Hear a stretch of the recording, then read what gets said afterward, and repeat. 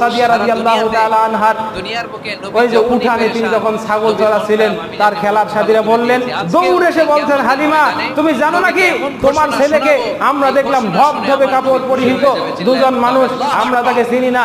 তারা ধরে নিয়ে গেল পাহাড়ের ওই পাদদেশে, তারপরে তাকে মাটির উপরে শোয়াই দিল, তার কলিজা ফেরে বুক ফেরে কি যেন বের করলো, জমজমের পানি দিয়ে ধৌত করে দিল। আমরা জানি না এখনো মুহাম্মদ বেঁচে আছে কিনা, তুমি যাও তাড়াতাড়ি দেখো। আর রহিকুল মাকতুমের ভিতরে ঘটনা এখনো লেখা আছে, সিরাত গ্রন্থের সব সিরাতগুলোতে লেখা আছে। তো তিনি এতগুলো বিষয়কে সমন্বয় করে একটা উত্তর দিয়েছিলেন শাইখ আহমদুল্লাহ, যে আমার নবী হলেন 40 বছর বয়সে হুকমি নবী, আর ওই সময় থেকে নিয়ে 63 বছর বয়স পর্যন্ত এই 23 বছর উম্মতের জন্য প্রতিটা নিঃশ্বাসে নিঃশ্বাসে কদমে কদমে তাকে অনুসরণ করা উম্মতের জন্য ফরজ, ওয়াজিবাত, ফরজে আইন। কিন্তু তার 40 বছর আগের ওই